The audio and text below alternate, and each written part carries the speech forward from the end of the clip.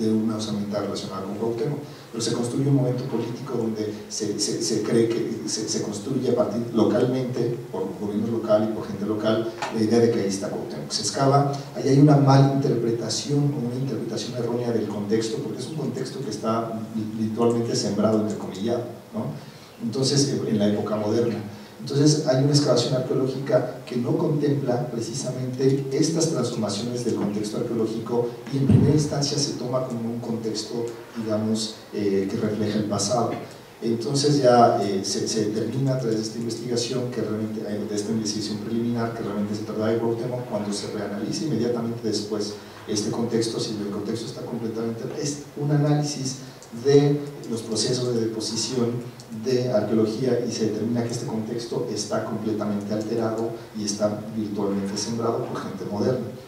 Entonces, finalmente crece la especulación en torno a este hallazgo y se determina que en realidad es los huesos de Cuauhtémoc, cuando en realidad se trata de diferentes individuos y son humanos, pero son diferentes individuos, ¿no? Hay un cráneo de un individuo, son como 8 diferentes individuos.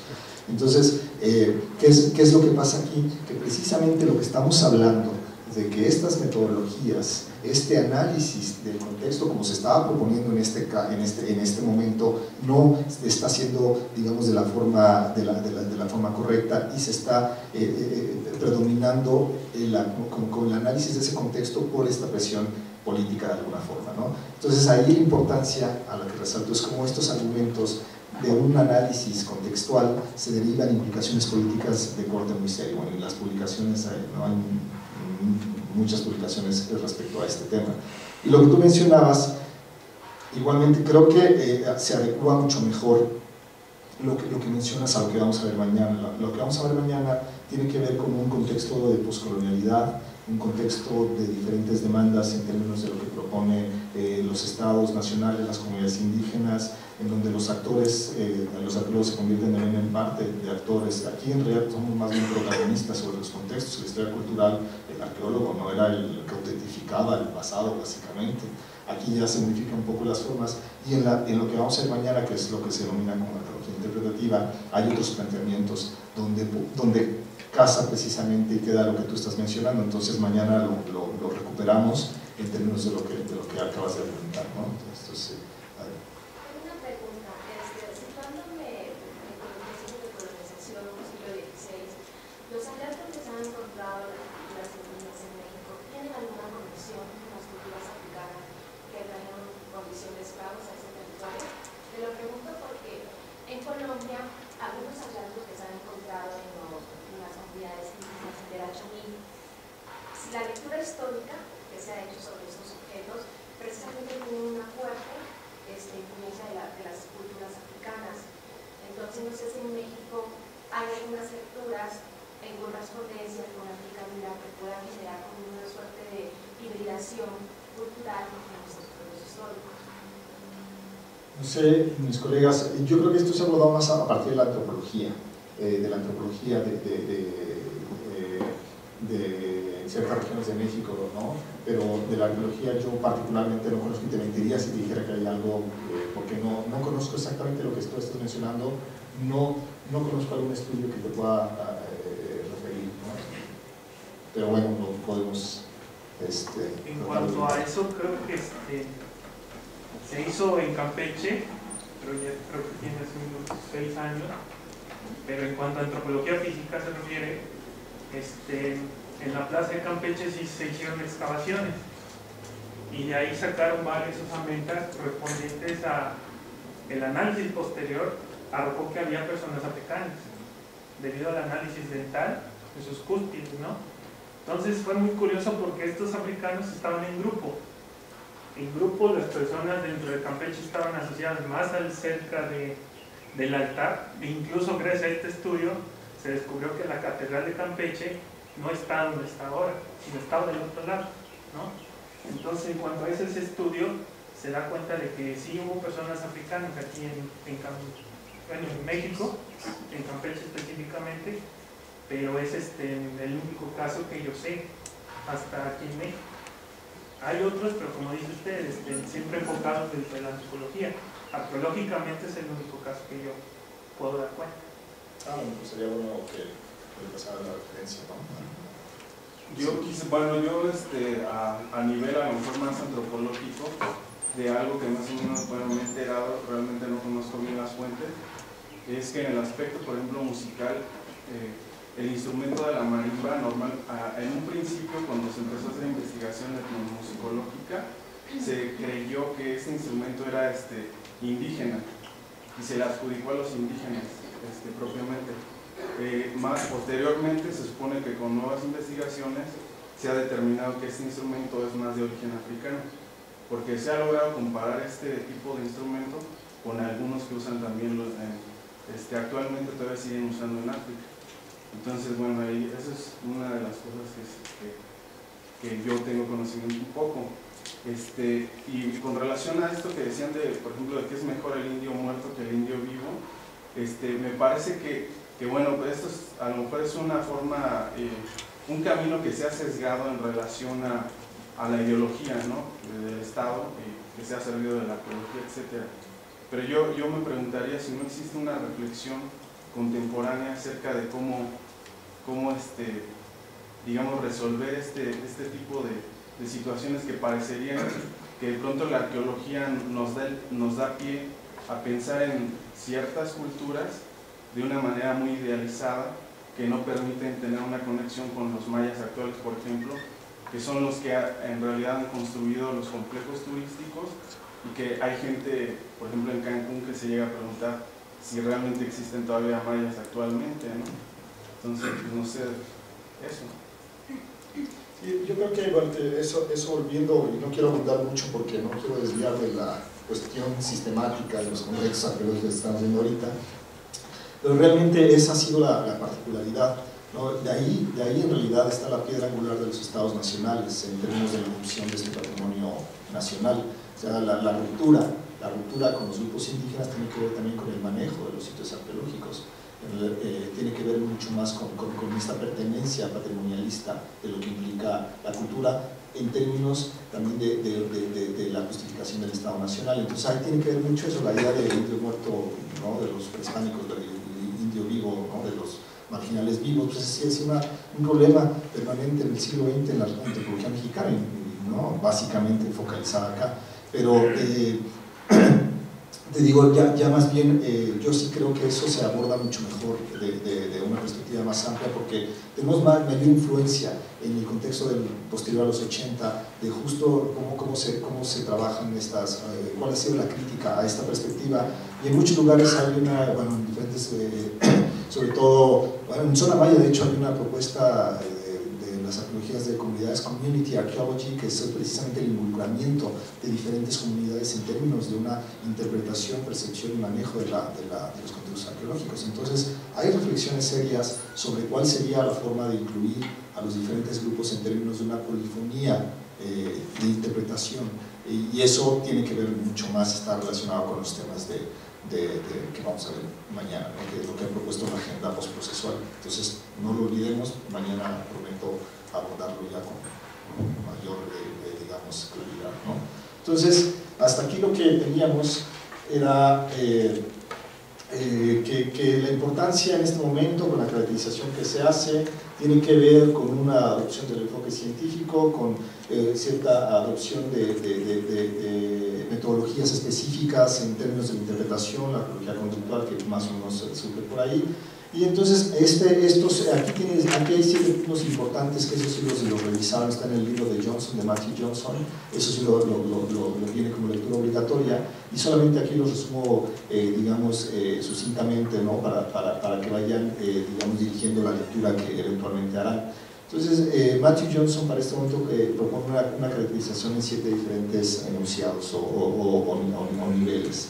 Y bueno, una de las temáticas que propone, bueno, sería un énfasis en la evolución cultural. Y es lo que menciona, ¿no? ¿Qué es lo que dice? Estos nuevos arqueólogos están encargados en indagar sobre las dinámicas internas. Recuerden, ya no estamos hablando de descripciones, o no proponen realmente centrarse en las descripciones, sino realmente tratar de entender esta diferente interacción entre la cultura, ¿no? Hacia dónde vamos, de dónde vienen estas culturas y hacia dónde van, pasando, claro, por los materiales arqueológicos, ¿no? Entonces, eso siempre está, como veíamos en las definiciones de ayer, la cultura material es la parte esencial de lo que trabajamos los arqueólogos. Si no hay cultura material, difícilmente habrá interpretaciones arqueológicas, ¿no? Entonces, nosotros siempre, todos estos programas tienen y están cruzados por la cultura material. El segundo punto que propone Matthew Johnson en este libro es la adopción más claramente de lo que denominó la teoría general de sistemas. Como hablábamos hace rato, este es uno de los, digamos, fue el enfoque, digamos, más finalmente el que propuso una guía de trabajo o sobre el que se trabajaron ciertas particularidades del pasado, particularmente, ya les digo, el trabajo de Flannery enfoca en esta teoría general de sistemas. Entonces, esta teoría general, ¿no? ¿Qué es lo que propone? Pues es lo que propone encontrar las propiedades comunes a entidades llamadas sistemas, entendiendo en este caso la cultura como un sistema. Entonces había que tratar de encontrar las reglas propias de cada uno de estos sistemas y de la forma en que se van interrelacionando, ¿no? Entonces este era un aspecto fundamental en términos de lo que se produjo, digamos, más sistemáticamente en este paradigma. Bien, en el libro de Johnson encontrar algún tipo de datos, algún tipo de ejemplo para que vayan, digamos, consiguiendo lo que implican estos enunciados así tan sonados tan sucintamente. La cultura es adaptativa, la cultura no está ahí esperando, no es el reflejo, ese objetivo de las vasijas, sino es adaptativa. Va cambiando al paso del tiempo y hay que entender en qué momento particular se están desarrollando ciertas estrategias en respuesta a qué tipo de medios, ¿no? de ambientes. También la relación entre los diferentes grupos que genera estas adaptaciones, entonces es mucho más dinámica. Y el punto es que la cultura no está enraizada en los objetos, sino es la relación que se establece entre esos objetos. Y ese también es el punto importante. Sonará muy simple así de claro, así es, pues no, pues es que no, los programas en realidad atendían más a los objetos, a la cosificación de los materiales, pero no a estas relaciones, que es lo que se está proponiendo en estos esquemas. El siguiente punto que establece, que ya lo repetíamos, se insistió en este enfoque científico, y entonces el avance en realidad de la arqueología está dado por la formulación de hipótesis particulares, ¿no? En realidad nosotros aquí ya es, bueno, nuevamente volvemos a contraponer lo que se propone ahora y no en el paradigma de historia cultural, donde se buscaba, ¿no? Ciertos patrones o recurrencias. En realidad lo que vamos a hacer es un programa científico de trabajo.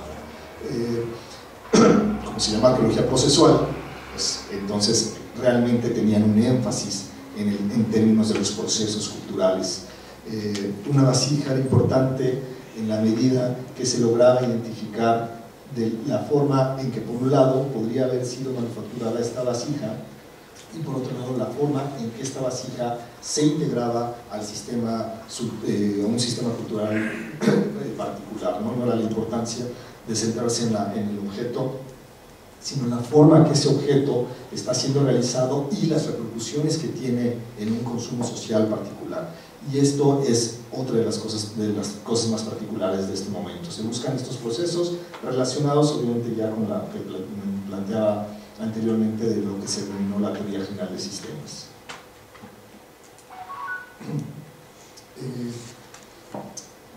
El sexto también tiene que ver mucho con como yo les platicaba, con esta literatura que se produce. Son digamos, arqueólogos que se forman ya en contextos académicos mucho más, digamos, exigentes, por así decirlo, pero realmente hay un énfasis en hacer explícito el bagaje cultural sobre el cual se está trabajando, ¿no? Se hace énfasis en esta terminología utilizada, y eso se vierte en gran medida en los textos que se producen, ¿sí? Una vez me surge una duda, porque si bien en el texto de Johnson viene mencionando que en los inicios de la arqueología las excavaciones y los hallazgos incluso no se relacionaban con la cultura misma, ¿no? Sino que se tomaban como cultura material, pero ajena a los contextos donde hubieran podido pertenecer. Entonces, no había como una relación, ¿no?, entre los hallazgos y unas posibles sociedades en las que se desarrollaron. Entonces ya con el texto de Gamio, también donde habla del Pedregal de San Ángel, si bien lo vemos, también es un texto meramente descriptivo, ¿no? No hay una como interpretación o inferencias de lo que se encontró relacionado con el desarrollo de esas sociedades o de esas culturas. Entonces mi pregunta va en torno de si ya con la nueva arqueología entran estas vertientes de interpretación o es en el siguiente bloque histórico que se... Bueno, básicamente, hablando de tecnología, explícitamente aquí se buscan explicaciones en este paradigma. La interpretación queda fuera de su esquema, la interpretación es algo que ellos rechazan y realmente ellos no interpretan, porque interpretación es susceptible a diferentes posturas y esto lo que están buscando en este momento es la veracidad y la contrastación de estas hipótesis, ¿no?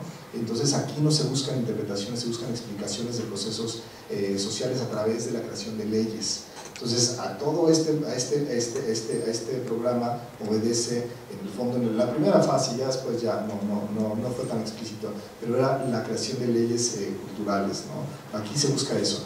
Sin embargo, fíjate que me llama la atención el hecho de que realmente el texto de Gamio creo que se convierte en un texto referencial en su propio tiempo.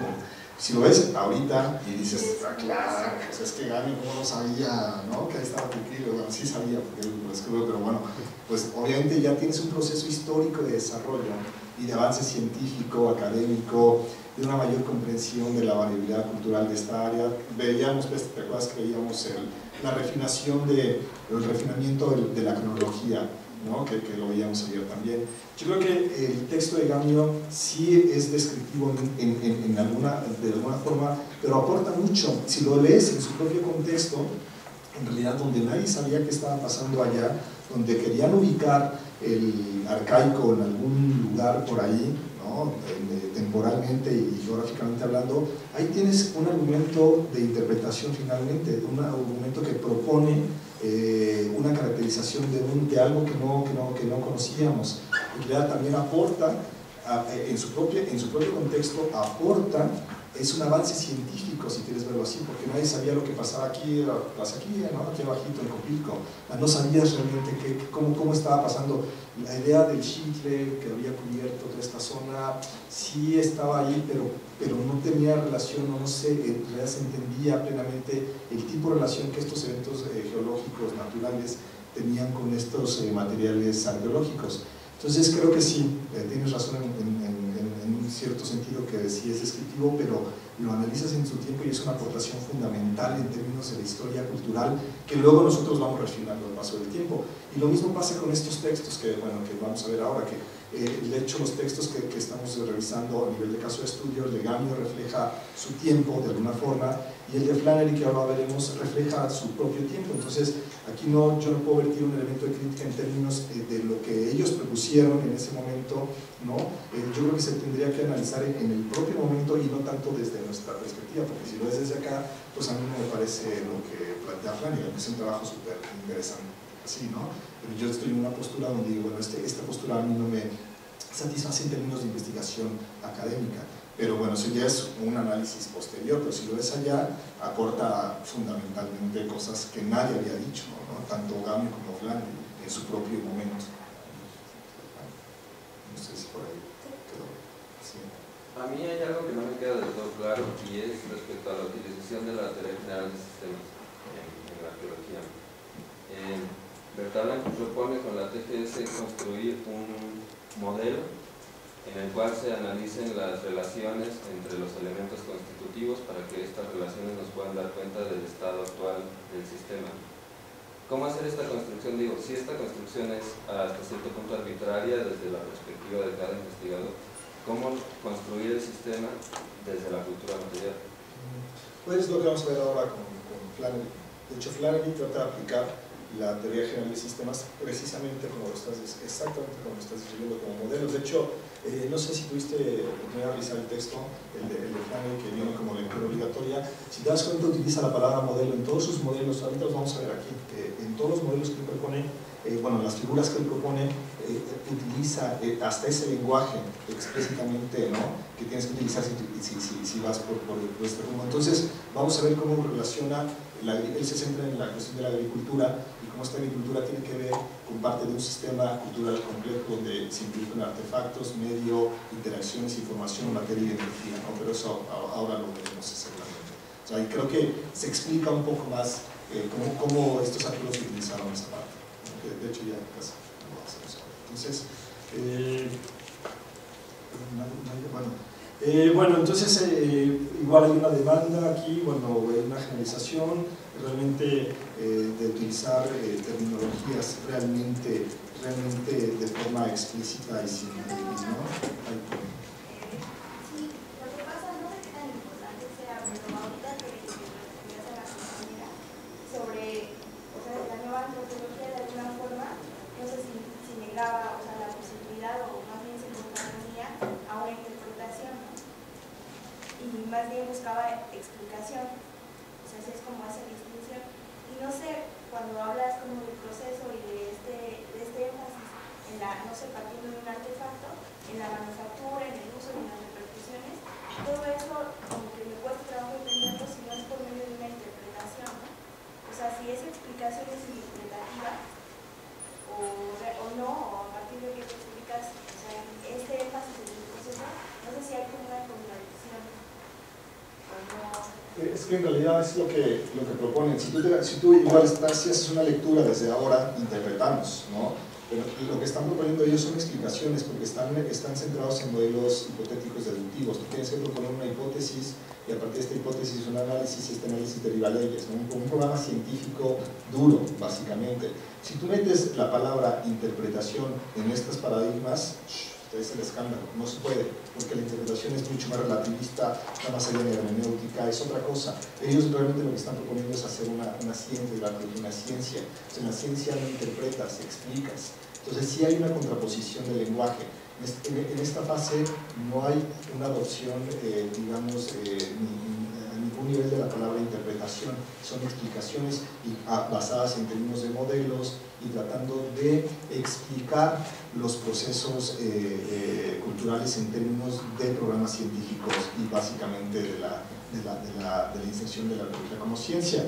El siguiente paradigma, ellos dicen, a nosotros vamos a interpretar, se te metes en el espiral hermenéutico donde cada quien interpreta y la interpretación, entonces ahí ya no hablan de explicación, ellos quieren interpretar, que es básicamente lo que tú estás argumentando ahora, ¿no? Este proceso implica interpretación, sí, pero ahora desde esa perspectiva, ellos no, ellos sí, son muy claros en ese sentido, ¿no? Se busca la explicación, no hay. De hecho, ahí les pongo un cuadro, creo que no sé, donde ponemos precisamente la palabra explicación es propia de este paradigma y la interpretación es propia del siguiente, ¿no? Digo, te lo encuentras en un texto, a lo mejor sí, pero no como elemento esencial, no central a la discusión. Podemos decir que la interpretación está en la teoría, ¿no? Así interpretaciones ya pueden ser teorías. Pues no necesariamente no están ligadas de alguna forma.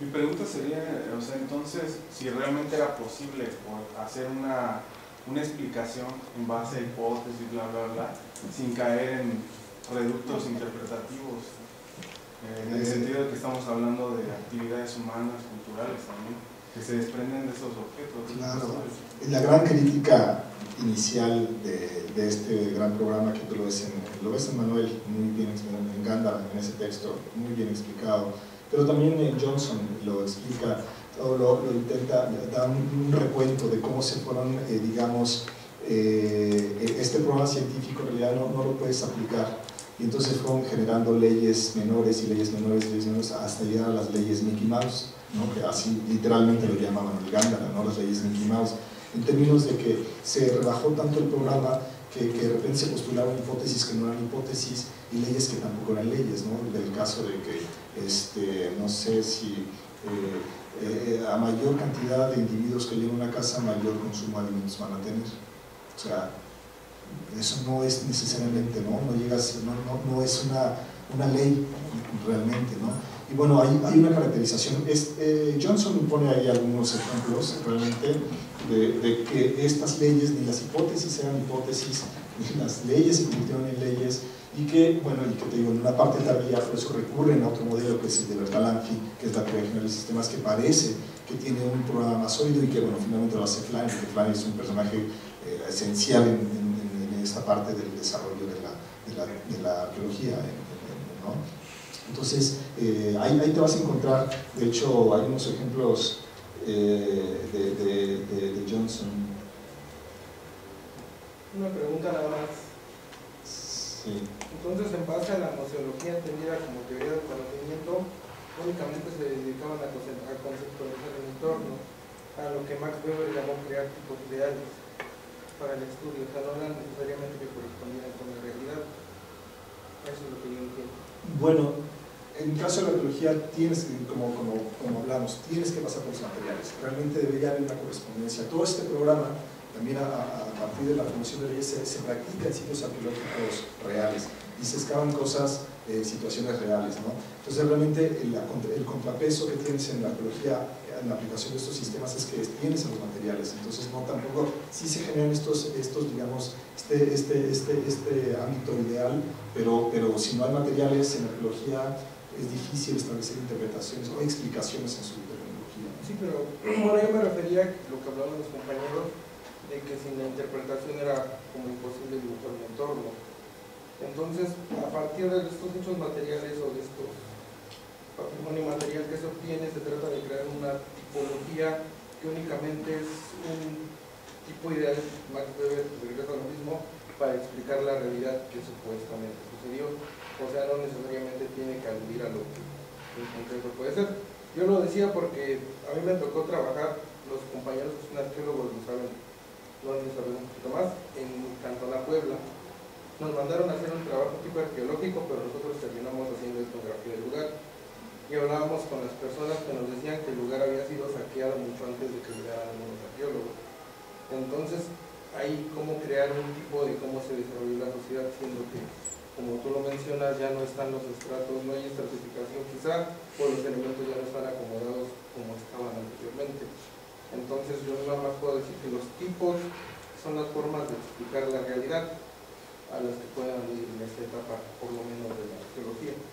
No sé, los compañeros arqueólogos ahora nos corresponden.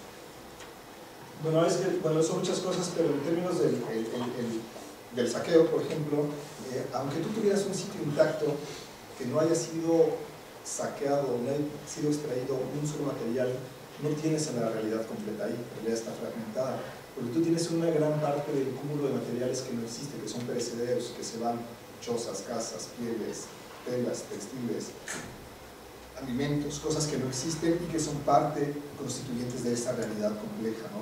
Entonces, lo que vas estableciendo son ciertas pautas, entonces lo que vas encontrando. Obviamente un sitio que está perturbado por saqueo, pues es un sitio que realmente te deja, había que evaluar a qué nivel, ¿no? está saqueado, pero en realidad te va mermando este registro arqueológico que de por sí ya es limitado.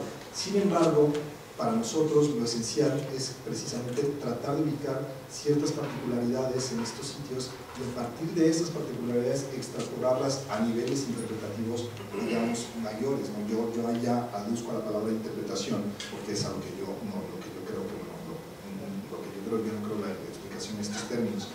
Entonces, en realidad sí es cierto, la idea esencial es intentar construir tipos a partir de estos hallazgos materiales, si esa es como la ruta, ¿no? Y no es privativo de que un saqueo digamos, te limite la interpretación, lo puede hacer, pero aunque no esté saqueado, pues el sitio ha perdido 2000 años, ha pasado muchas cosas en ese sitio, ¿no? Sí. Bueno, una pequeña comentario. Es importante distinguir que son cosas totalmente distintas, una explicación de una interpretación. No se puede decir que una explicación es una interpretación. ¿Por qué? Porque una explicación implica señalar así en términos generales la causa y hacer una diferenciación respecto de su consecuencia. Entonces, lo que ellos estaban tratando de explicar es, bueno, estamos viendo esta cultura material, entonces hay que explicar por qué se llegó a esa cultura material, cuáles eran los procesos sociales